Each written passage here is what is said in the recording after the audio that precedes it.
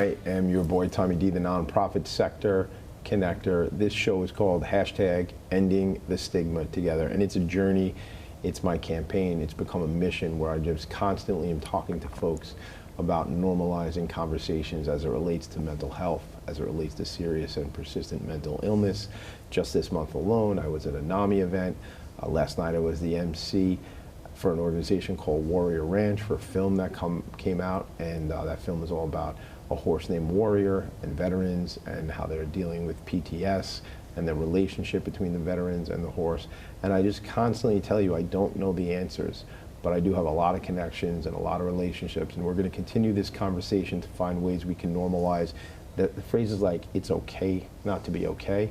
We can normalize seeing therapists. These are things that we should be talking about, and I don't think we're talking about enough as a society. And what I do each week is I bring on a new guest, a new friend of mine, to talk about these topics and see the world through their lens. And then we always end with, how do we end the stigma? So we're going to talk about that today. My friend David Alexander, we know each other for many, many years. Your organization, your company, right? Like many, many years, like more than 10, probably 12, 15 years, I think, something like that. Does that sound about right?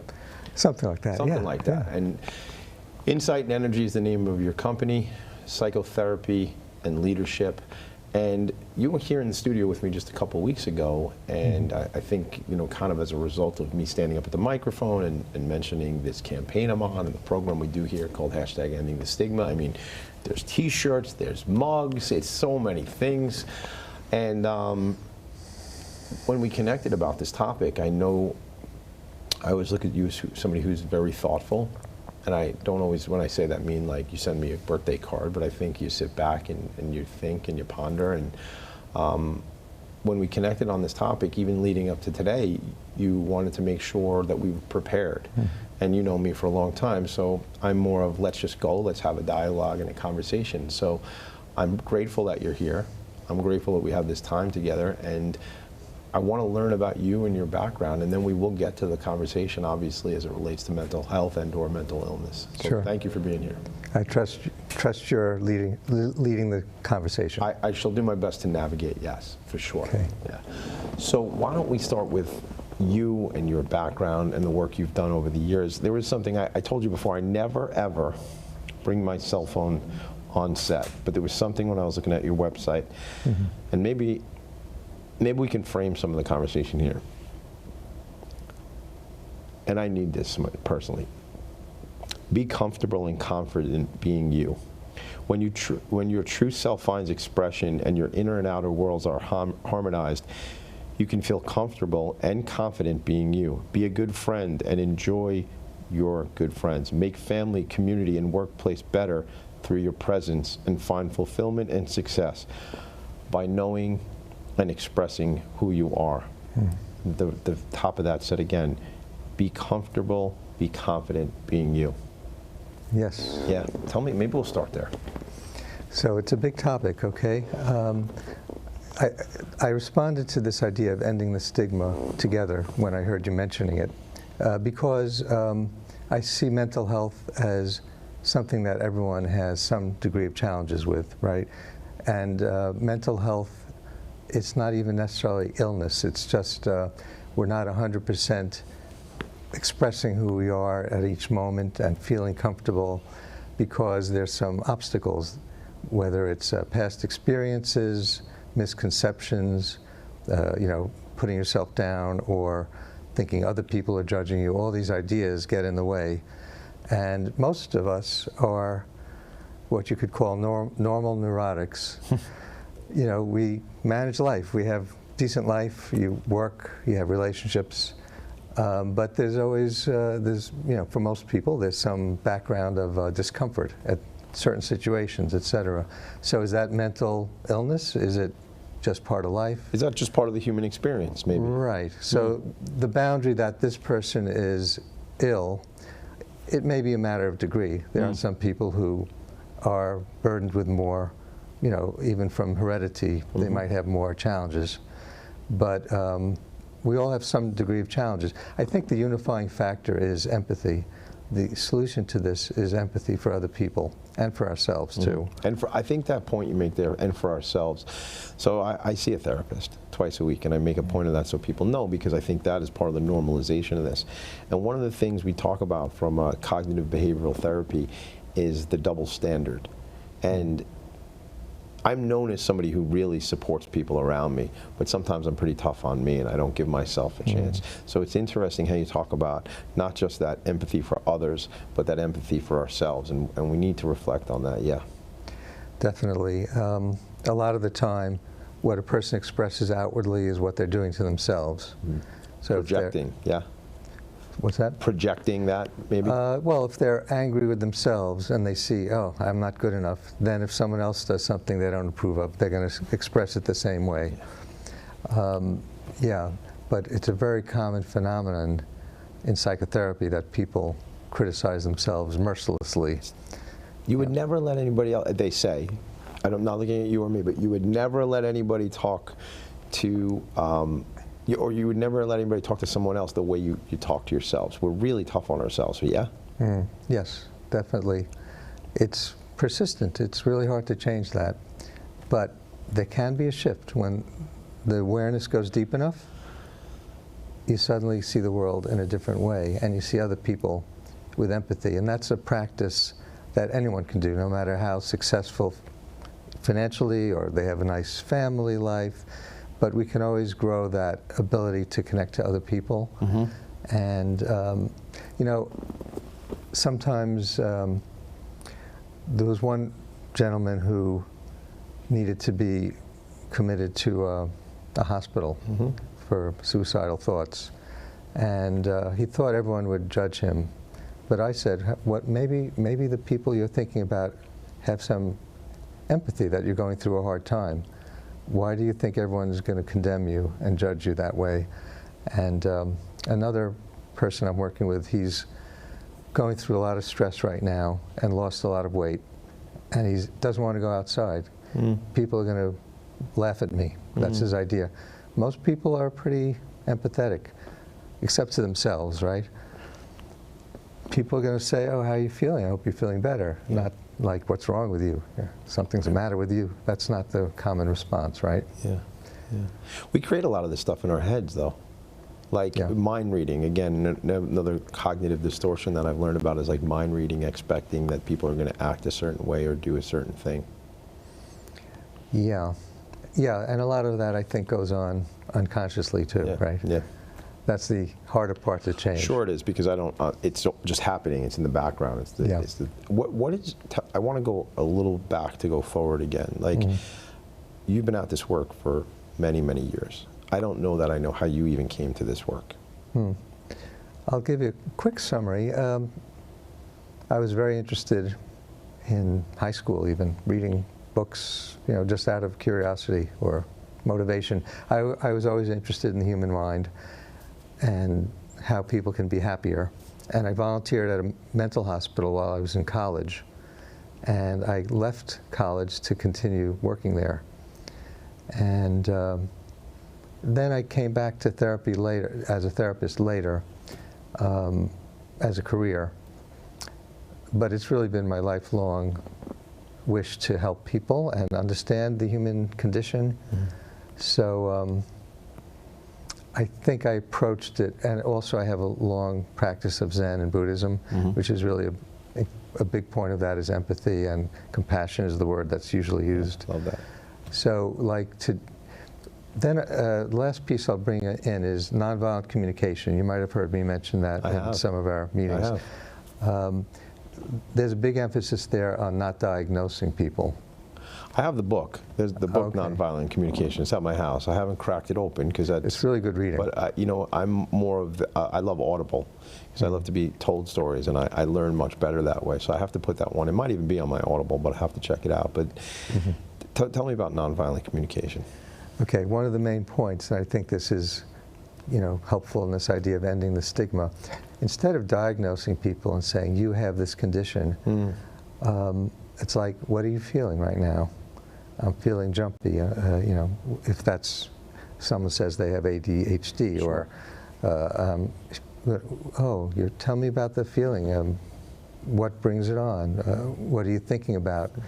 And you listen and you engage and you find out more specifics and you can engage with that. But if you label someone, you're more likely to say, take some medication. And you never really encourage the person to feel heard. There's all kinds of traumas, big traumas and little traumas that people get growing up. And sometimes people are born, you know, more anxious, and other people are born with good energy. And then life happens, and you can unwind a lot of the suffering people have just by listening and starting to question ideas that get in the way of their own happiness. And maybe CBT has some of that, right? You know, when you talk about that labeling piece there too, when somebody you go to the DSM and they have a diagnosis now, let's use ADHD because I claim it. ADHD itself is such a continuum. It's not one thing. It's not one set of symptoms. One individual might have it one way and another person has it differently. What I heard you say there is it's about being curious about what that person is going through. And I think about this as somebody who's raising 4 children, my wife and I raising our 4 kids, and approaching, and I'm taking this to be from that nonviolent communication, approaching with curiosity and questions will get engagement from somebody versus claiming that the behavior is because of this diagnosis, and that's just a symptom of that, which is, I don't mean this the way it's going to sound, but well, that's easy, that's an easy fix. You have that thing, to your example, take this treatment, whether it be medicine or not, but take this treatment and go that way without really diving into the behaviors and analyzing them. Yeah, I think if you don't mind staying with ADHD, I don't. You know, people can have tendencies to that, but there's a very big component also, and research has shown this, a big component is the emotional pressures that are bubbling. You know, we're all very like volcanoes. There's a lot going on in each of us. And some people, in order to keep it under control and work in society, they have to adapt. And whether it's being very active or whether it's, I'm going to keep that energy down, and maybe feeling depressed, I have to control and stop it, or being anxious. It's different ways of coping with these strong inner processes.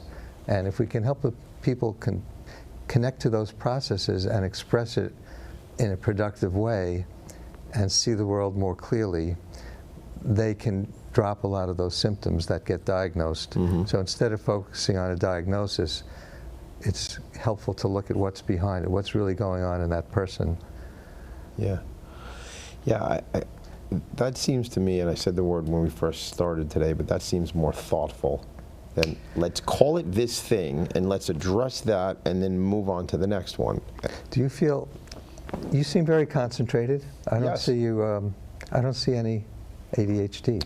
Well, you might not see it right now, but I will. There's parts of my day where I don't always complete tasks. And I attribute that to my ADHD, but really I think what it is too is I don't want to do boring things. And I just refuse to do them. Like there's a couple of pending issues I have to address right now.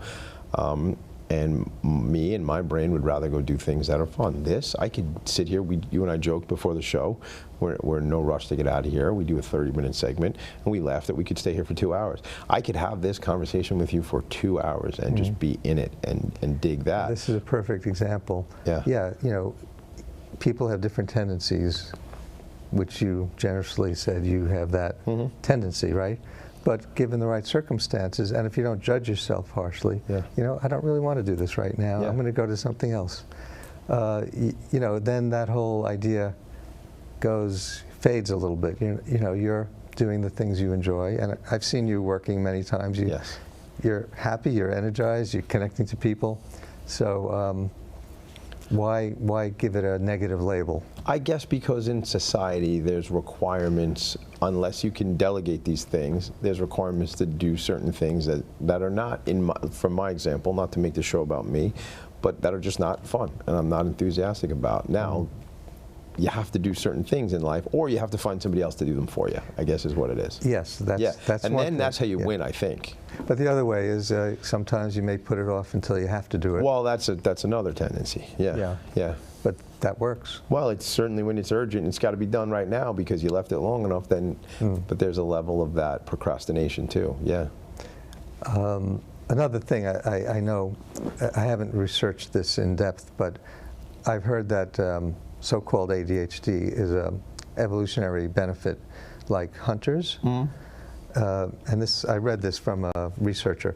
Hunters would have to quickly change, like if some One animal task, runs this by, task, and yeah, oh, I heard that sound. Yeah. I see something moving there, and that's very productive in the right environment. Sure it is, yeah. So if you're doing multitasking and you're directing a busy studio like here, you know, I'm not sure how busy it is, but let's say someone here is a director, they may have to jump between different tasks and the cameras and the sound. That's a positive thing. Yeah. So. I think if we accentuate to your, I think is where you're going too, and we focus on the value of these different brain types, or let's call tendencies, like you say, Yeah. and feed into that versus saying, well, this activity is normal, and this in this box, this is how society likes everybody to be, and if you're outside that box, well, then you're different. Yeah, look, I do want to acknowledge that there are conditions that are difficult for people to handle, right? Very depressed or very anxious, you know, those are not helpful to feel those things. So aside from the labeling and the negative labeling, there is something to work on. And I guess coming back to empathy, which I think is really important, I've heard people say if someone's drug addicted, that was his or her choice, he deserves to suffer. I've really seen that online, you know. Of course. And that's very harsh. That's another stigma, drug addiction, right? Sure it is. Who knows what life circumstances led them to that? And do we want them to be happier and have a better life? You know, that's really the focus. That's the empathy. That's the empathy. Yeah. I love that theme that you continue to go back to, and that comes from Zen and Buddhism and that part of your life. Well, you know, I guess I resonated with those ideas. Right. They made sense, and I think that's a good way to live, is to try to see that everyone's trying to be happy. Everyone wants to make a good life and have meaning. Everyone wants that. Yeah. So when you see that, when you realize that, you can't be harsh with other people. And if you approach every interaction with that, and I'm adding into your empathy, I'm adding this word of curiosity, because if we're curious about the other person and what they're going through, I feel through curiosity there's less judgment. Definitely. I think when you suspend the judgment, then you can start to be curious. Okay. Right? Yeah, because you're not busy labeling either that they're bad, they're wrong, they're evil. What's going on here? I mean, think of with children, right? Children do some things that are a little out of boundaries, right? Do you just say you're an idiot, or do you say, what made you do that? You know, do you see that that doesn't really help, or it hurts somebody else? How do you feel about that? You explore. That's the curiosity. Curiosity. Yeah. So I'm curious, since we're talking about curiosity, when you engage with a client, what does that process look like? How do they come to you? What is the services you provide? Tell us about that. I often say, and some clients joke about this, I'll say, what's on your mind? I want it to be open. And also to introspect, what is going on in me? If you're the patient or client, what's on my mind? Oh, let me think about that. What am I feeling? What am I thinking? So it turns them back to, I respect your own self-awareness. I want to know what you're experiencing, rather than dictating any particular agenda. Then we see where it goes. And sometimes I interrupt people if they're lost in a story that's not so vital to them, really. Sometimes they could use a helpful reminder. Sure. You know, but you have to be sensitive and aware. Yeah. I have, so I worked with a coach for a while, and she would say, you know, Tommy, if I may. I think we got to a point where I said, Joe, you may. Let's just tell me, you know, because we had that rapport, we had that shorthand. But it's interesting because sometimes a person can spin away from these things and ends up Sure. too far out of bounds, and it isn't serving their needs, as you say.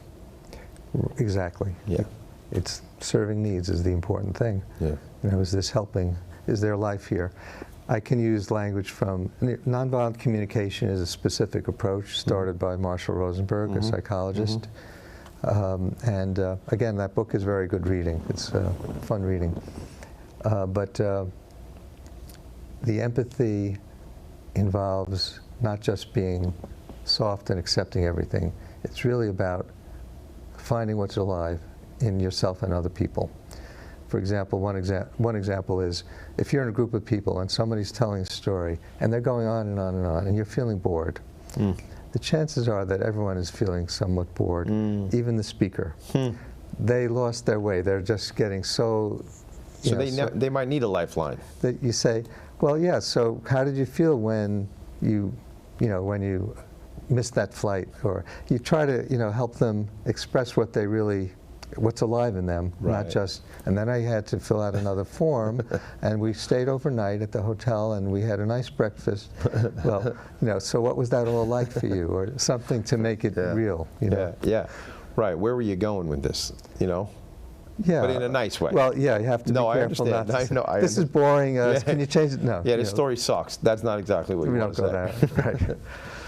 So through your lens and the work you've done and how you've been informed by Zen and by Buddhism, some of the other work you've done, I think we've said the word several times, but I'm going to ask you the question anyway. How do you see us ending this stigma as it relates to so much? Because this show started out and it was ending the stigma around this conversation about mental health.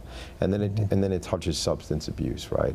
And it'll touch upon violent domestic situations and all that. There's so much stigma. Through your lens, David, I'm sure it's going to touch upon empathy, but what else?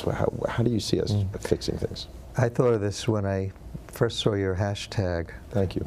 I really appreciated it. Actually, you don't have the full one on the cup.